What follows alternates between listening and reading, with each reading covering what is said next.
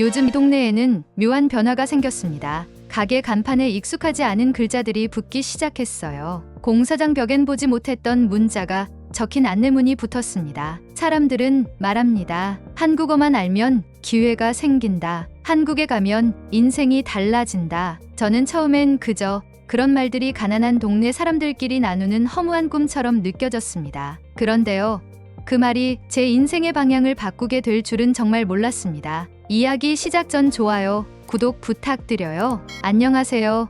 제 이름은 라임 압둘카림입니다. 이집트 카이로 외곽의 한 빈민 지역에서 살아가는 22살 청년입니다. 제게는 어린 여동생이 한 명 있고 어머니는 10년 전 아버지를 여의신 후 홀로 우리를 키우고 계십니다. 고등학교를 졸업한 뒤 대학에 진학하고 싶다는 꿈은 있었지만 솔직히 그건 꿈일 뿐이었습니다. 등록금은커녕 교통비도 부담스러웠기 때문에 저는 곧바로 일터로 나가야 했습니다. 당시 제 또래 친구들 대부분이 그랬습니다. 카이로 중심에서 멀리 떨어진 이곳에서는 미래라는 단어가 사치처럼 느껴지거든요. 하루는 공장 야간 근무를 마치고 아침 햇살을 등지고 돌아오는데 옆집 형이 익숙한 인사 대신 이런 말을 하더군요. 요즘 중동에도 한국 기업이 진짜 많이 들어오고 있어. 거기다 한국어 조금이라도 하면 바로 대우받더라니까. 처음엔 그냥 넘겼습니다. 한국이란 나라는 저에게 너무 멀고 낯설고 솔직히 말해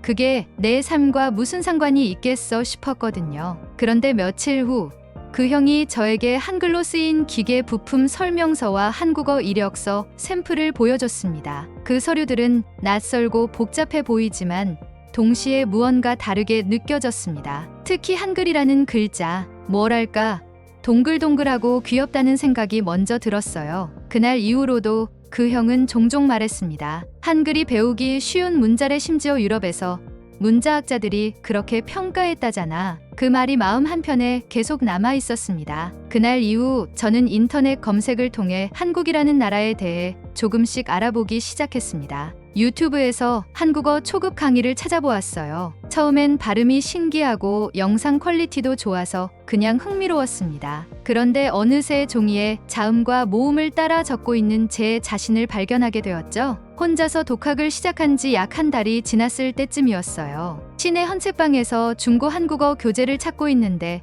한 여성분이 저에게 말을 걸어오셨습니다. 혹시 한국어에 관심 있니? 네, 그냥 조금씩 독학하고 있어서요. 내가 한국에서 살다 온 사람인데 한국어 수업 열고 있어. 한번 보러 올래? 그분은 아스마 하산 선생님이셨습니다. 이집트 출신으로 한국에서 5년 정도 유학하며 체류하셨고 돌아오신 후 카이로에서 소규모 문화센터를 운영하고 계셨습니다. 처음 수업에 갔을 때 솔직히 긴장도 많이 됐습니다. 한국어를 진지하게 배우는 사람은 처음 봤다고 하시며 반겨주시던 아스마 선생님의 미소에 조금은 긴장이 풀렸지만요. 한글은 단순한 문자가 아니라 원리를 갖춘 설계도 같은 글자예요. 세계에서 유일하게 창제 원리가 완전히 기록된 문자죠. 자음과 모음은 음성 기관의 모양을 본떠 만들었기 때문에 읽고 쓰는 방법이 아주 논리적이고 체계적이에요. 아스마 선생님의 설명은 놀라웠습니다. 아랍어와는 어순도 다르고 발음도 달랐지만 그 글자 속에는 소리를 담아내는 섬세한 규칙과 조화로움이 깃들어 있었습니다. 공장에서 일하는 낮 시간에는 먼지와 기계 소리로 가득했지만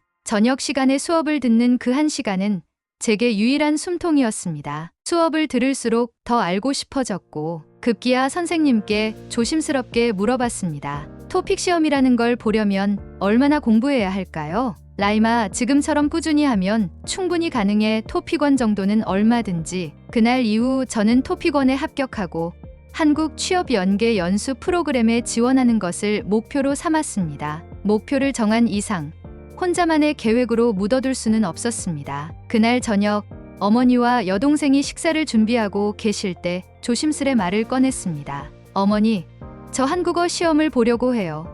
그리고 한국으로 취업 연수를 가보고 싶어요. 어머니는 순간 손을 멈추셨습니다. 그리고 여동생은 진짜 한국, 왜 거길까?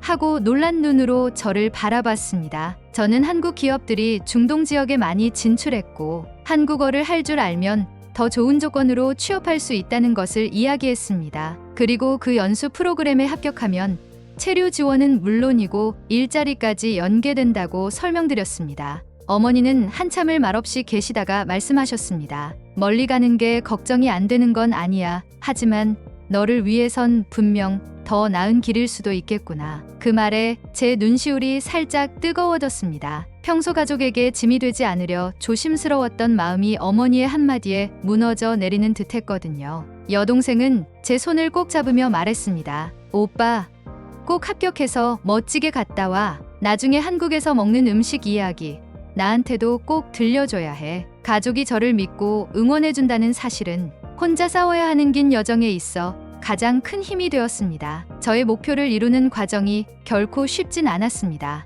야근 후 수업에 늦지 않으려고 버스를 3번 갈아타야 했고, 공장에서는 한국어 단어장을 손바닥 크기로 만들어 작업복 안에 숨겨놓고 외우기도 했습니다. 그렇게 몇 달이 흘렀습니다. 토픽원 시험 접수와 동시에 한국 정부의 취업 연계 연수 프로그램에도 지원서를 제출했습니다. 시험 결과를 기다리던 어느 날 예상보다 먼저 메일 한 통이 도착했습니다. 화면에 적힌 글자 한 줄이 제 가슴을 쿵 하게 만들었습니다. 라임 압둘카림님, 한국 연수 프로그램 최종 합격을 축하드립니다. 그 순간 저는 알았습니다. 이 낯선 한글이라는 문자가 이제 제 인생의 문이 되었다는 것을요. 연수 합격 메일을 받은 다음 날 어머니와 여동생은 말없이 저를 안아주셨습니다. 어머니는 제 어깨를 감싸 안고 한참 동안 아무 말씀도 하지 않으셨죠. 눈빛만으로도 느낄 수 있었습니다.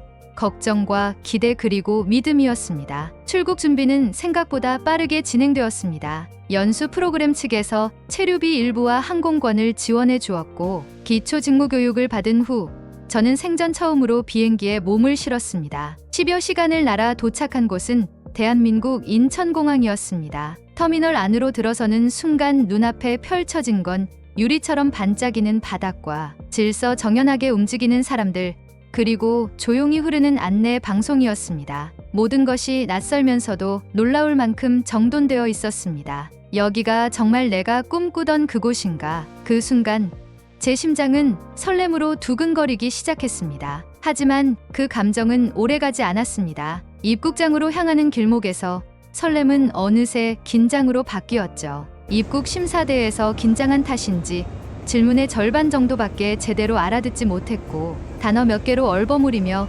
간신히 대답했습니다. 바로 옆 줄에선 한 외국인이 심각한 얼굴로 무언가 설명하고 있었고, 그 모습을 보자 혹시 나도 뭔가 놓친 건 아닐까 하는 불안이 밀려왔습니다. 이후 연수센터에서 제공한 셔틀버스를 타고 숙소로 이동했는데, 버스 안은 조용했고 사람들은 서로 말을 거의 하지 않았습니다. 한국어가 어색한 탓도 있었지만 그보다도 사람들이 낯선 이에게 말을 거는 걸 조심스러워하는 분위기였습니다. 도착한 숙소는 서울 외곽의 연수센터 기숙사였습니다. 방은 아담했지만 따뜻했고 바닥 난방이 인상 깊었습니다. 방 안에 샤워실이 함께 있는 구조는 처음이라 신기하면서도 처음엔 좀 어색하더라고요. 다음 날 아침 식사 시간에 처음으로 한국 음식을 접하게 되었습니다. 밥과 김치, 미역국, 계란말이, 특히 김치의 강한 냄새와 매운맛은 저에겐 너무 생소했습니다. 한두 젓가락 먹다 멈췄고 다른 연수생들 역시 각자의 방식으로 적응 중이었습니다. 저는 미리 인터넷에서 보았던 한국식 식사 예절을 기억하며 수저를 놓는 순서,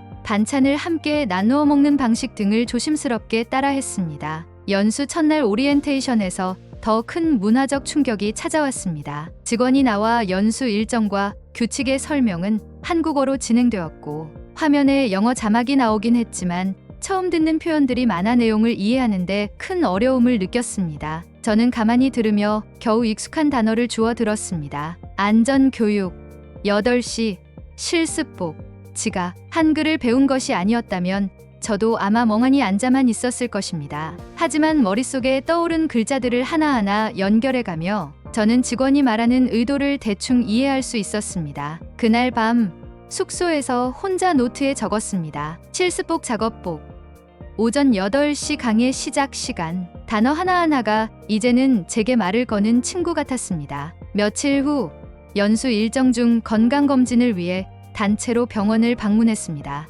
몇몇 직원이 간단한 영어로 안내를 해주긴 했지만 진료 접수 창구 앞에 섰을 때는 저 혼자였고 순서가 다가오자 긴장이 몰려왔습니다. 다음 분 들어오세요. 여권 보여주세요. 이종이 들고 저기 내과로 가시면 돼요. 한꺼번에 들리는 말들이 낯설게 다가왔고 저는 반쯤 얼어붙은 채로 서 있었습니다. 그때 창구 옆 벽면에 붙어있던 안내문이 눈에 들어왔습니다. 모두 한글이었지만 저는 천천히 그 글자들을 또박또박 읽었습니다. 내과 여기요? 제가 조심스럽게 물었고 직원은 웃으며 고개를 끄덕였습니다. 맞아요. 이쪽으로 가시면 돼요. 진료를 마치고 나오는 길, 간호사 선생님이 제게 말을 걸었습니다. 한국어 하세요?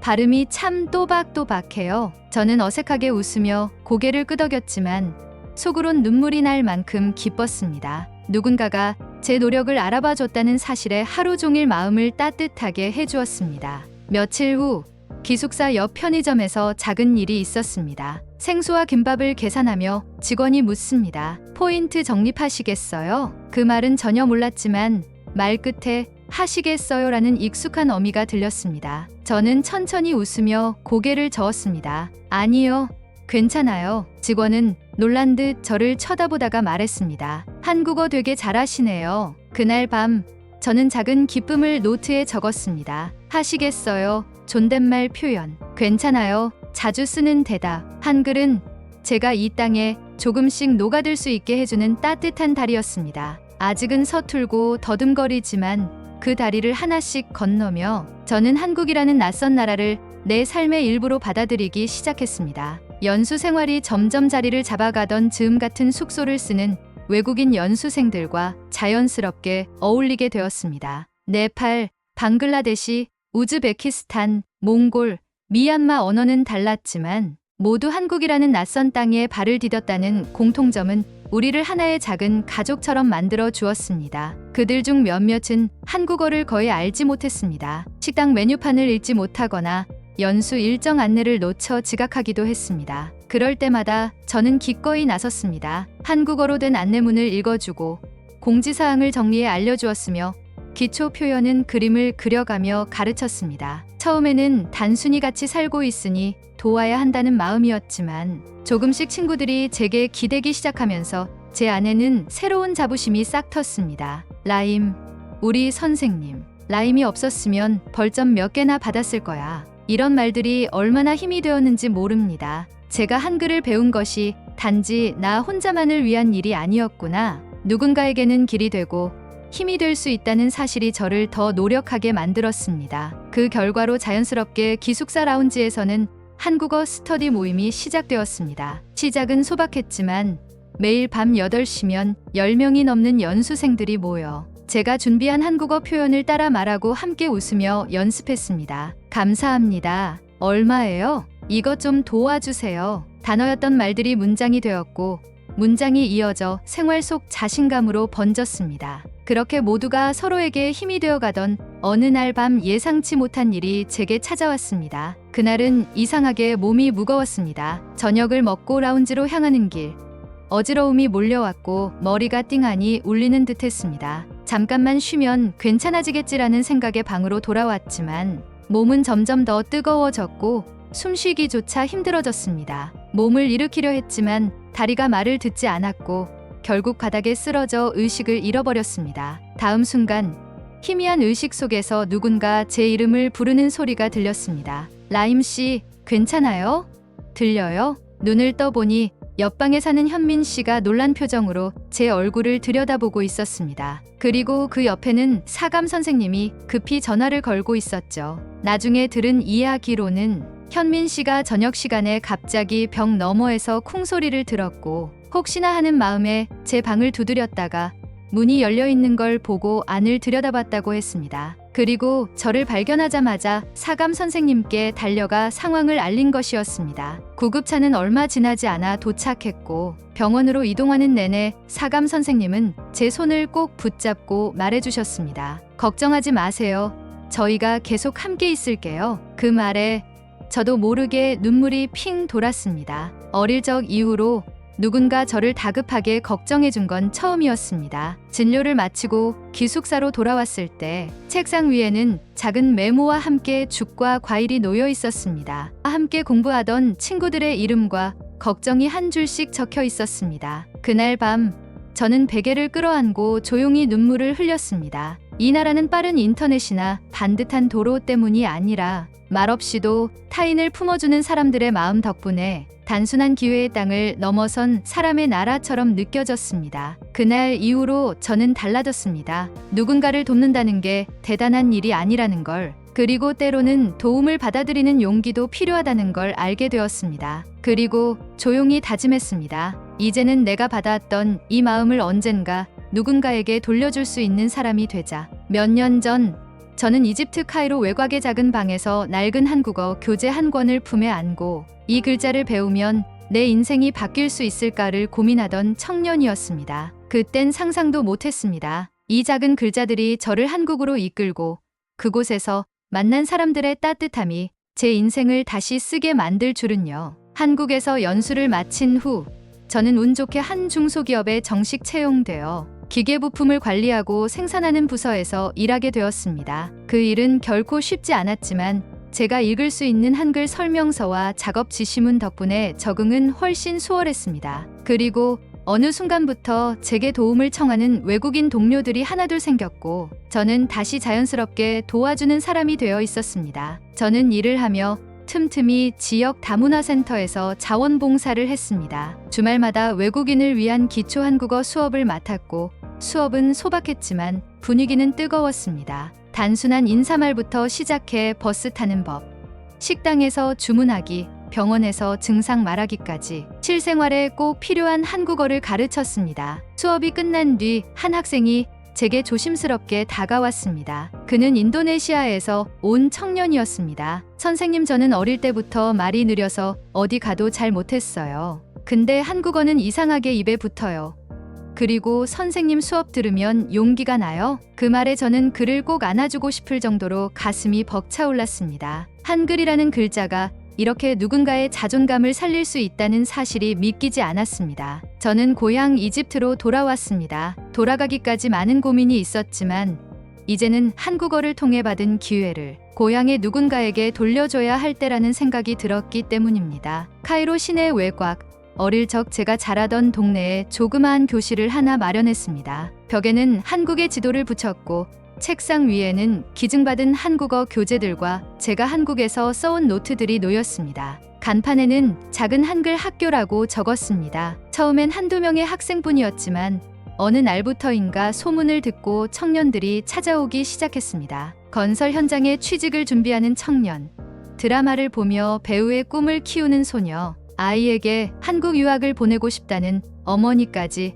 각자의 이유로 한글을 배우고 싶다는 이들이 모여들었습니다. 지금 나는 누군가의 처음이 되고 있구나. 내가 한국에서 받았던 것처럼. 요즘 저는 온라인으로도 수업을 합니다. 아랍어 사용자들을 위한 한국어 기초 강의라는 유튜브 채널을 운영하고 있고 수천 명이 제 영상을 보며 한국어를 따라 말하고 있습니다. 댓글엔 이런 메시지가 달립니다. 선생님, 저 한국 기업 면접 붙었어요. 우리 딸이 당신 영상을 보며 한글을 배우기 시작했어요. 제게 한글은 기회의 문이에요.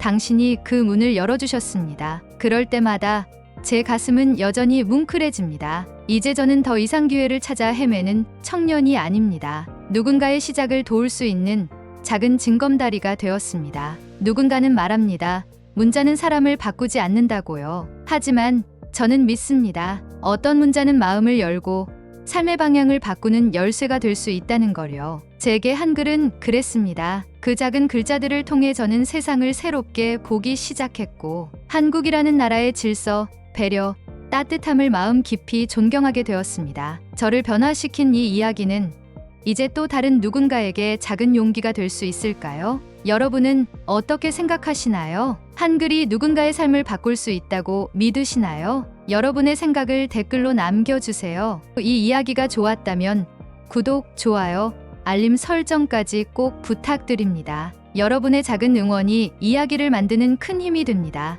감동 한 장이었습니다. 감사합니다.